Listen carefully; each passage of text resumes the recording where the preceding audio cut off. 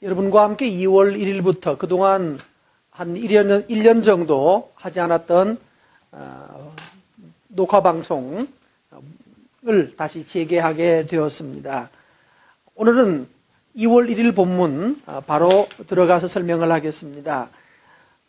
누가복음 5장 12절 말씀에 보면 두 가지 사건이 나옵니다. 예수님께서 한 동네에 계실 때에 온 몸이 나병, 문둥병이라고 그러죠. 문둥병이 걸린 사람이 예수님께 왔고 그 사람이 치유를 받았습니다. 또 두 번째로는 친구들을 통해서 친구들이 병든 중풍병이 든 사람 하나를 메고 와서 지붕을 뚫고 달아서 내려가지고 그 사람이 죄 사함을 받았다는 선언이 나오는 본문입니다. 여러분이 이미 성경 본문은 읽고 묵상하셨을 거라고 생각하고 저는 여러분과 함께 이 말씀에 대한 설명을 좀 더 드리려고 합니다. 자, 바로 어제 본문에 있었던 사건을 여러분 살펴보시면 어제 본문에는 베드로는 자신이 죄인이라고 그랬죠. 물고기를 많이 잡고 난 다음에 자신이 주여 나를 떠나소서 나는 죄인입니다. 그런 말을 합니다. 근데 예수님은 바로 그 죄인이라고 말하는 사람에게 너는 사람 낚는 어부가 되라고 말씀하셨고 또 새 사명을 주었고 또 다른 제자들도 그래서 예수님을 따르는 제자가 됩니다. 이 이야기를, 이 사건을 누가가 자기 성경에 기록하고 있는 이 목적이 뭘까요? 누가의 목적은 바로 이 글을 누가복음을 읽는 사람들이 믿음이 뭔지 예수님을 따른다는 것이 무엇인지를 보여주는 사건입니다. 제자는 먼저 자신이 죄인됨을 인정하는 데부터 시작하는 거예요. 그냥 뭐 좋은 거 따라 배우는 정도가 아니라 내가 누구인가 먼저 자신이 죄인됨을 인식하고 또 그 가운데서 내 자신이 더러운 자라는 사실을 알고 있어야 제자가 되는 겁니다. 예수님 제자는 그래야 되는 거예요. 기술 배우는 것이 아니기 때문입니다. 인격을 배우고 하나님 나라를 배우는 것이기 때문이에요. 오늘 여러분, 제가 여러분 더러운 사람이라고 말하면 기분 나쁘시겠죠? 그러나 예수님은 저보고 또 베드로는 자기 자신을 보고 그렇게 말씀하셨죠?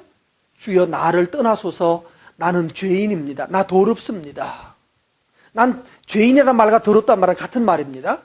나는 더러운 사람입니다. 죄인입니다. 주님 내 근처 오시면 주님 더러워집니다. 나 같은 사람한테 가까이 오시면 안 됩니다. 나를 떠나소서.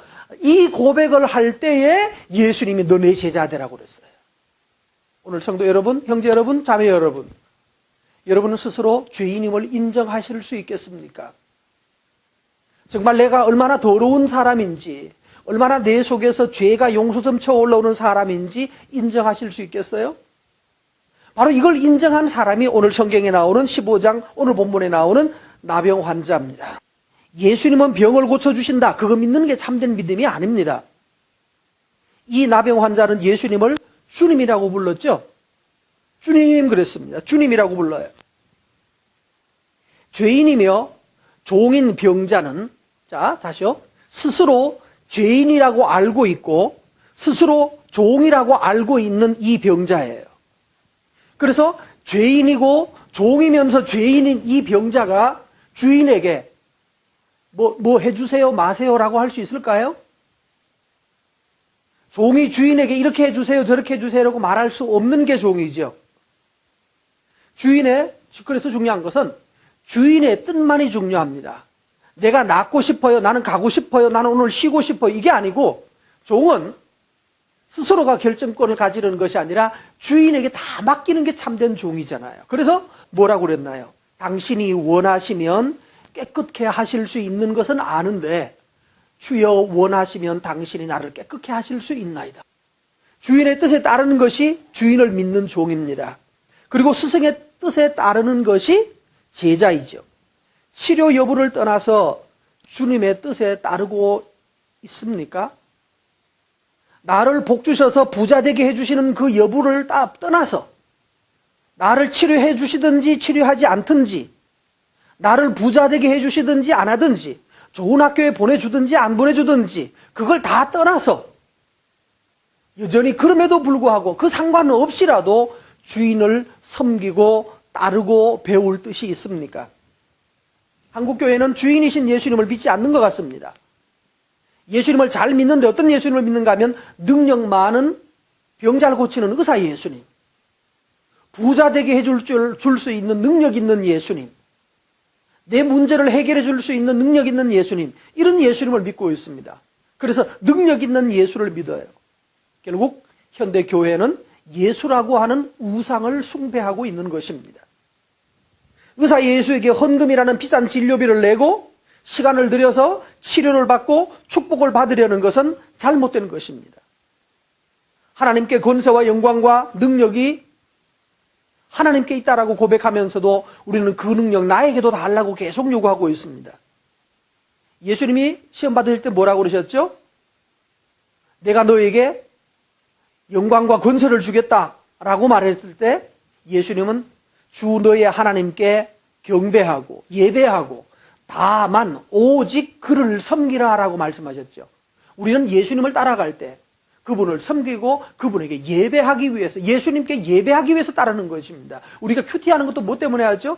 그분 따르고 섬기는 것 때문에 하는 거예요. 이때 예수님 말씀하셨어요. 뭐라고 그랬죠? 나도 원하노니 깨끗함을 받으라 라고 하셨고 그 환자는 즉시 치료됐습니다. 뒤에 보면 두 번째 사건에 보면 목적이 딴 데 있는 사람, 그래서 예수님 따돌리셨습니다. 이 사람이 나았다는 얘기 듣고 많은 사람들이 몰려왔죠?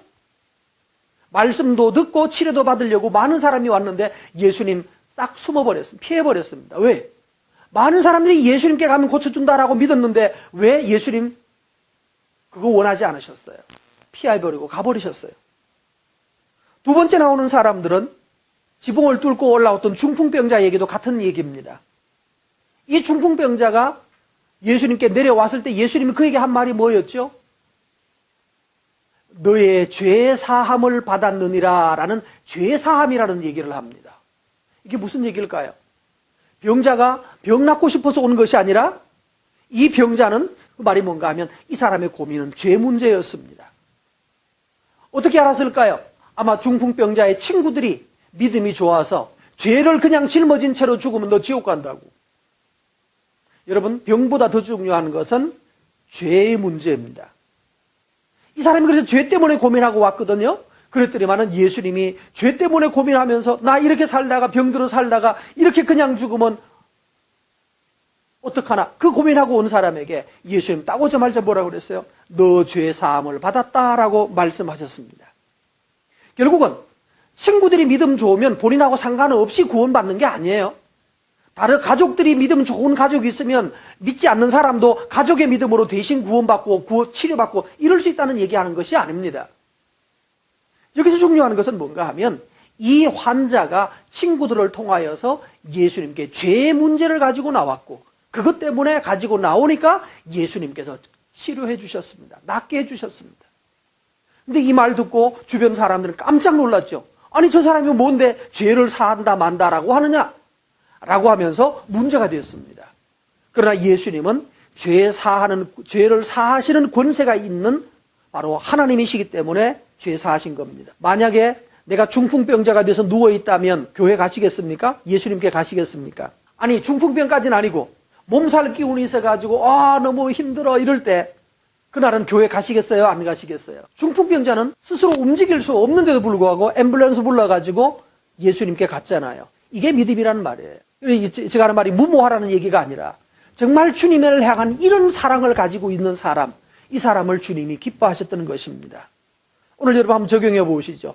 여러분 스스로가 일을 부지런히 끝내고 수요 예배 가시면 어떨까요? 또 아니면 병약한 사람, 누워있는 사람이 있으면 그분에게 가서 그분을 예수님께로 인도하고 죄 문제에 대해서 얘기해 주면 어떨까요? 그래서 그 사람은 구원받게 하는 일에 저와 여러분 쓰여지면 어떨까요? 적용은 여러분의 몫입니다. 적용하시고 오늘도 주님과 동행하시기 바랍니다.